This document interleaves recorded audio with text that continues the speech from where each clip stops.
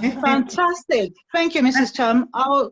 Debbie will take the floor and I'll leave. I'll put myself on mute while she gets on with the introduction. Thank you so much. You're welcome. Hi, Debbie.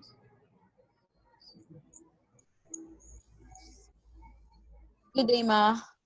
How are you? We thank you for joining us and for sparing your time. I'm fine, very.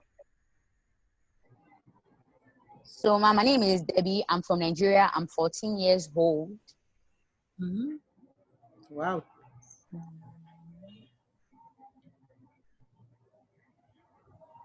Debbie? So, Ma, we would like for you to tell us a brief history about yourself. Okay. My name is Eda Cham, and I was born in December 1964. I started my primary school at Kampama Primary School, then to Serekunda Primary School, then to Nusrat High School before I went to England to further my studies.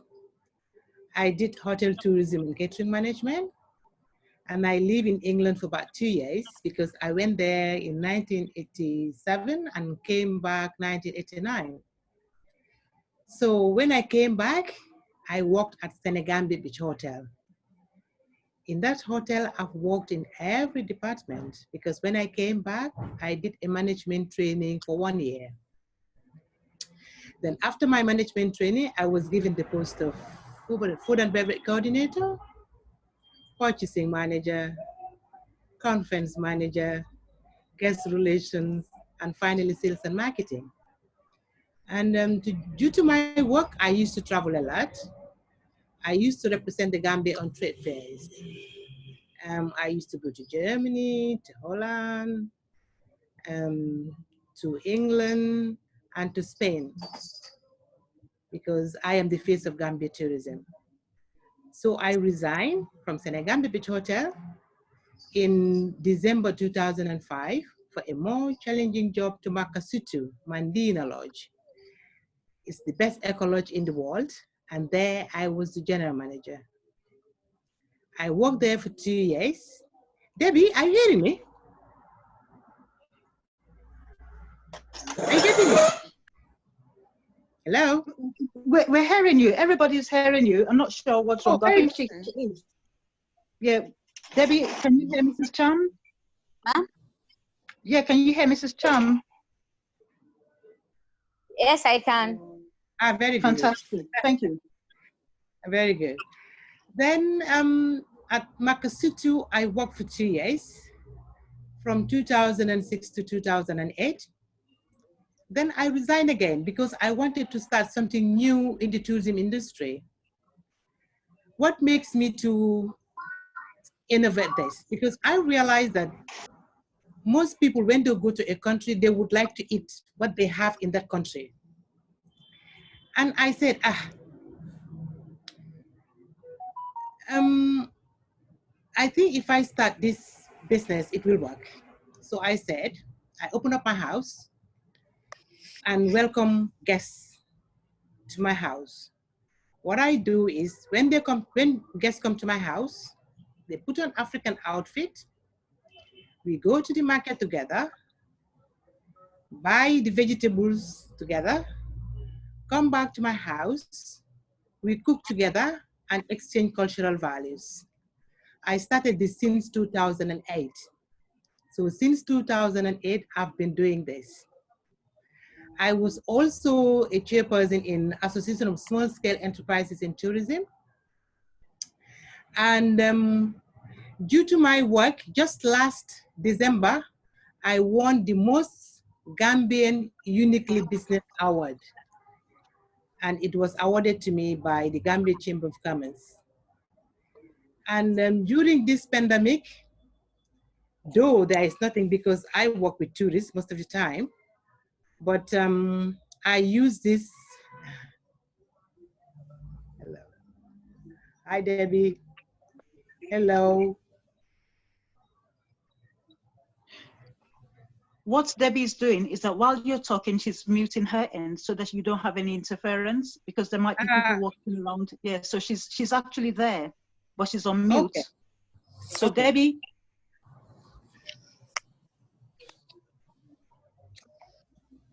Okay.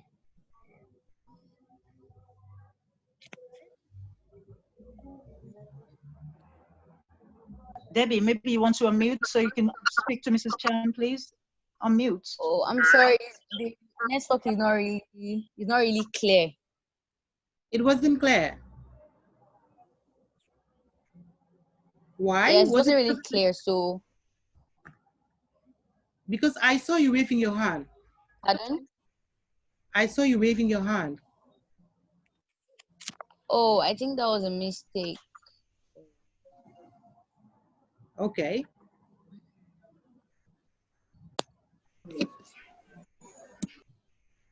Debbie, do you have any questions for Mrs. Cham? Oh yes, we have some questions for her, and the first one is, which skill did you develop to penetrate your own foreign market? Which? Skill did you develop to penetrate your own foreign markets? I would say mine was timely because I was so lucky. I started in September 2008, and I went to the office at Thomas Cook and tell them that this is what I've just started. And the area manager came just a few weeks after and asked me whether anybody is doing something like this in the Gambia. And they told him that there is a lady who came just a few weeks ago to advertise what she's doing. So they called me right away and started working with me. So it was Thomas who started selling me when I just started my business. It was just timely. So the following years, all the tour operators come after me. Oh, that's very nice. The second question is, how long did it take you until you realized you wanted to pursue tourism? I would say when I immediately finished my high school, I wanted to do tourism. It was my passion. That's what I wanted to do.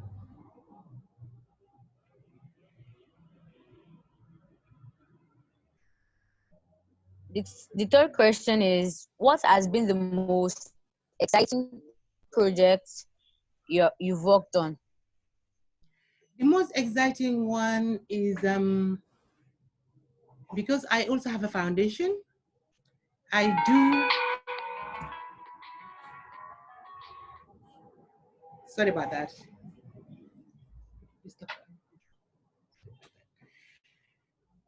The most exciting one was, as I said, I had a foundation because I believe that there are some people who would like to have a little bit of money to start a business, but they don't know where to get it. And even if they get it from the banks, they charge them interest. And with mine, I have a small, what I do, I give them loan and they pay me back without interest. It's not that I have money. I just feel that helping a little bit, whatever you have, is best for you to help. So I have a group of people in Sanyang and in Tanja Market that whom I help. I give them loan and they pay me back without interest. And that is really exciting for me. Oh, that's very nice. You having your own foundation to give people money, but when they're paying back, they won't pay back in interest. No, without interest. The next question is, oh, okay. Did you like to travel or do you promote traveling? I promote traveling and I like traveling as well. So, how many places have you been to? Like, how many countries have you gone to? I've been to so many places. I've been to Germany, studied in England, I've been to Spain, I've been to Holland, I've been to Cyprus, I've been to South Africa, I've been to Abidjan, I've been to Ghana, I've been to Nigeria. I've been to Taiwan. You name it. I can sit the whole day here talking, telling you how many places I've been to. I love traveling. But all was due to that's my very mother. exciting. But I'm in Nigeria. Okay. That's very exciting, but I'm in Nigeria. So where have you been to in Nigeria when you came here? To Victoria Island. I went to Victoria Island because when I first came to Nigeria, I won an award there. And that's the one. That's the one here. You see? Africa Travel 100. Have you seen it? Did you see it? Ma? Yes, ma, I've seen it. Yeah, Africa Travel 100 Women. I won that. Yes, ma, I've seen it. It's about 100 women in Africa, and we had about 6, and I was 6 in the Gambia, and I was among. And the following year, I also won. I came there to compete for the jollof rice, and I took first. That's the one over there. Would you like to see that one? Yes, please. Wow, you came first. Hi, this is Tanya, another DIL ambassador. Could we please see the picture? Okay, that's the one here. Have you seen it? Yes, well, you must send us some. Send some to the DIL ambassadors one of these days, probably post-quarantine. Mrs. Cham. Debbie, let's have the next question, please. So the next question is, did you ever have moments where you wanted to give up, and how did you overcome them? Never. Never. I've never wanted so it was like a to give up. Right? Yeah, because I love what I'm doing. Wow, never in your life you had any doubts. That's pretty amazing. Wow. What did you use as your inspiration then, other than your passion? What could be a piece? Yes. The whole of my life, I've been meeting people. That's used to be my job. And I said, this is what I want to continue. And this is what I do always, meeting people. And as you know, when you're doing something you love, you always have the energy to do it. That's true. I feel the same about languages. Thank you. Would you call yourself an extrovert or introvert? What do you think? Extrovert. Although you could be quite passionate about something and still be introverted. I could say I'm halfway in between the two. So I guess the question's back on you. Would you say you're extroverted or introverted? Extrovert. Okay. Debbie, please. Yes. Okay, ma. The next question is, did you always dream of going to tourism? Do I always dream of? Did you always dream of going into tourism? Yes, that has been my dream, even before I finished my high school. That's why immediately I finished, I said, this is what I wanted to do. Oh, that's very amazing for you to have a dream of just traveling around the whole world, exploiting new things and new cultures. Yeah. I just preserve my culture by promoting sustainable tourism, because all what I'm doing is that's very have it in the Gambia here.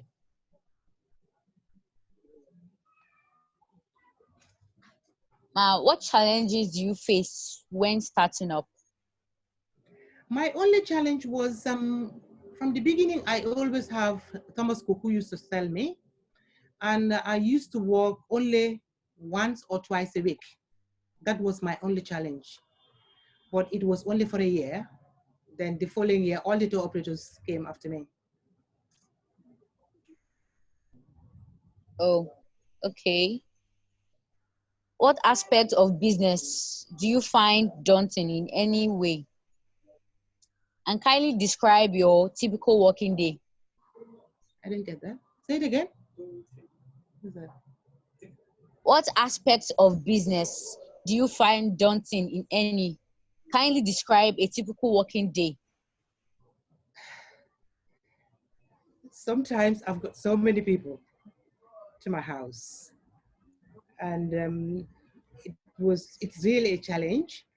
That's why I feel that the place I'm working is too tight. I need a bigger place. That's the only challenge for now.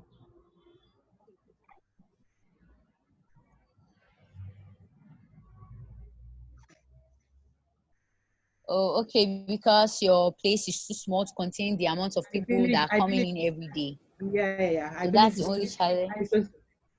That's the only challenge, because now these store operators, though the limit of people I have is only 10 per day, sometimes they bring about 30 people, and I cannot accommodate all that in my house.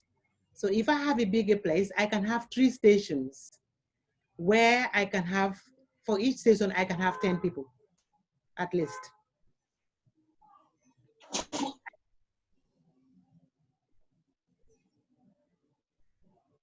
Okay, Mrs. Cham, I have another question for you.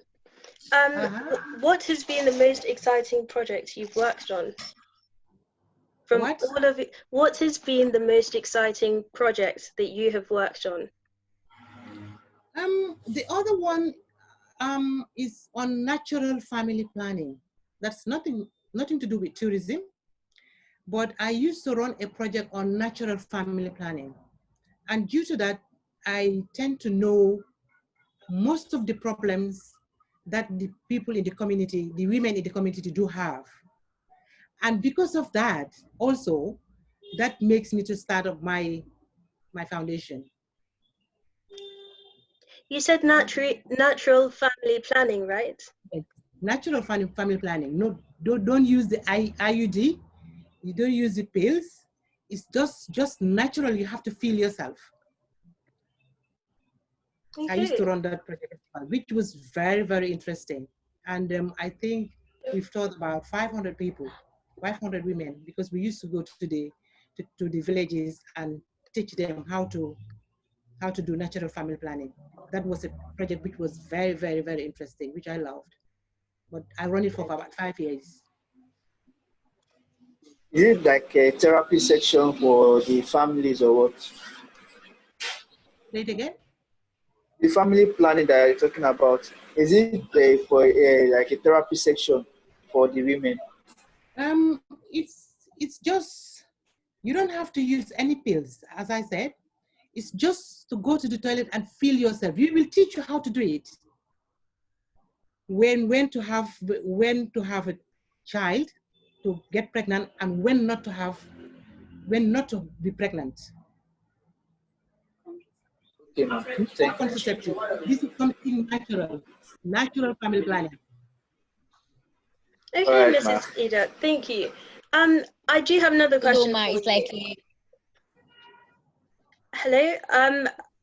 What skills did you have to develop within yourself to expand your business and your skills and your learnings? I cook very well, and I think I know how to deal with people as well, because I realize that if people come to my house, at the end of the day, what they always say is, "Thank you very much for inviting me to your house. We really appreciate." And I think these skills are natural. Definitely, I do feel quite welcomed, and yes, you're quite smiley, so I can imagine that is the case. Thank you. Thank you. Debbie, let's have a question from you. Okay. So the next question is, how do you define success? Success is somebody who does his business very well. And in success, you have to be brave. You have to focus. You have to believe in yourself on whatever you do. That's how I describe success. Oh, okay, so we are saying that from no matter where we find ourselves in the world, in order for us to be successful, we need to believe in ourselves and be brave in whatever we are doing. And focus. Oh, okay, thank you very much. You're welcome. Another question is, how do you balance your working life with your personal life? Mine is very easy because, as you said, as I told you, I work at home, so I can do whatever I want at home, and be doing my business as well. So mine is very easy. Oh, okay, because most people find it difficult traveling all over the world, then having to deal with maybe children or something. I don't have that problem. Mine's are very big ones. They are grown-ups. That's even true. I don't have the problem. Yes. Okay. I don't want to interrupt anybody, but the call is coming to an end in 8 minutes. So just to let you know, we've generated another call.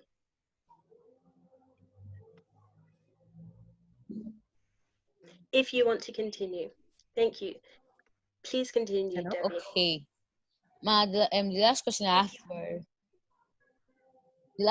have for you is, what good changes do you think this current pandemic will have on your business? The thing is, I think now is the time for us to reinvent, because reinvention means with what you have, you can develop it in such a way that after this pandemic, it will look new, because there are some things that you spice it with. Because for this pandemic, what I'm doing now is to see how best to develop my business. So I am working on that now, reinvention. Because in life, I have a question. Like, you said you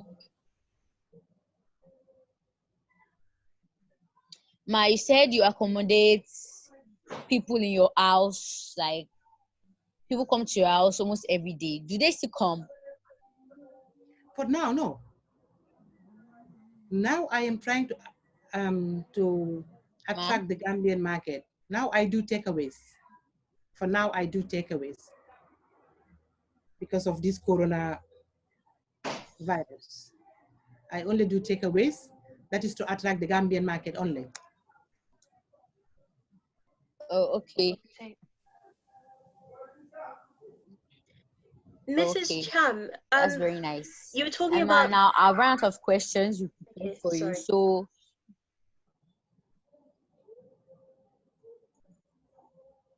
hello, somebody was asking another question. Debbie.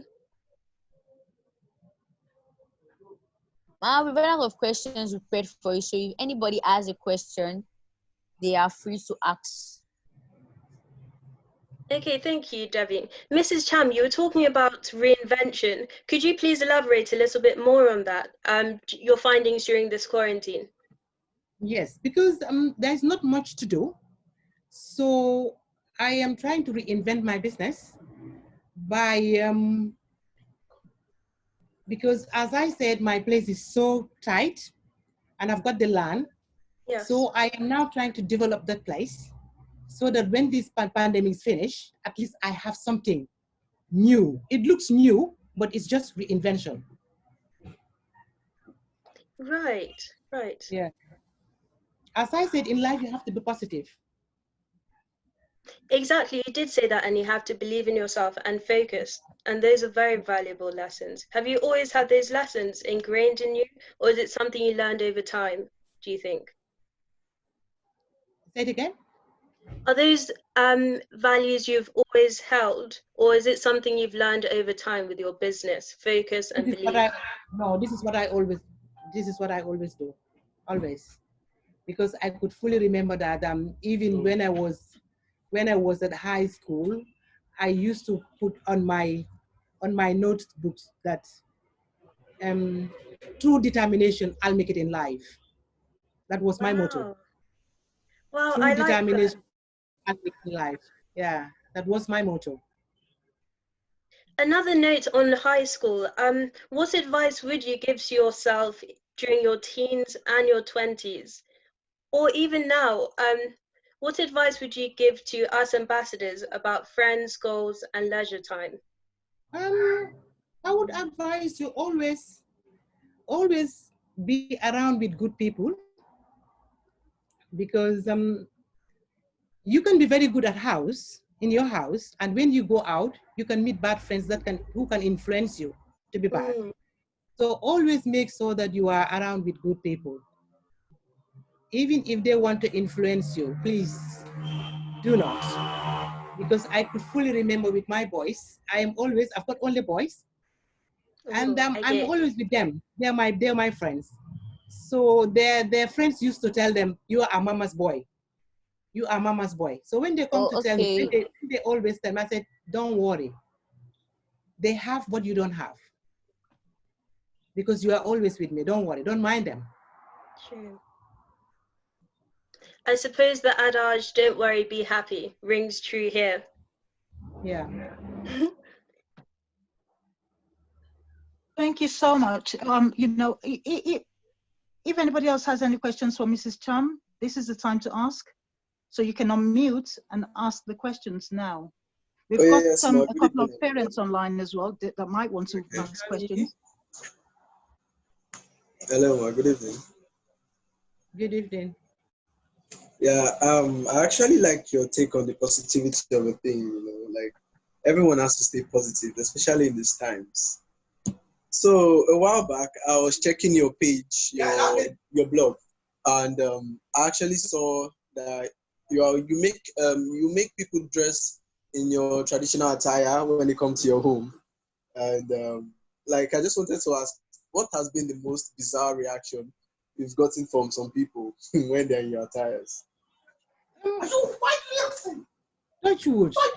I've never had anybody here who said they don't want to put on the African attire. In fact, it's always fun. Yeah, I suppose it is. Like, yeah, it's always fun, and I always make the hair tie for them. You have geles there too, yeah? I have. We call it gele here in Nigeria for the no, people. It's just a piece and you just tie it. Okay, that's nice. That's very cool. That's nice. So, Ma, without thinking, what would you say is your best Gambian dish? Bena chin. You said what, Ma? I didn't get Bena chin. Emenche. Bena. Bena means one. Bena chin. It's Bena chin. Bena means. Oh, Ma. Wow, what's in the dish? Bena means one. Okay. Chin means what? It's what you call jollof rice. Oh, jollof rice. That's actually very cool. Like it's one of the best dishes and most served ones here in Nigeria too. Okay, Ma, if you don't mind, I just sent the link of the next call to everyone in case this one runs out, because I think we've exceeded the 40 minutes. Thank you, Farah. Yeah, so everyone can check from on here or go to the WhatsApp group. I've already forwarded it to all the platforms. Thank so you. You can just regroup there. Yeah, no problem. We'll see you on the next call. Thank you, everyone. Yeah. Thank you. Hello. Okay. Hi. Hello. Okay, so I think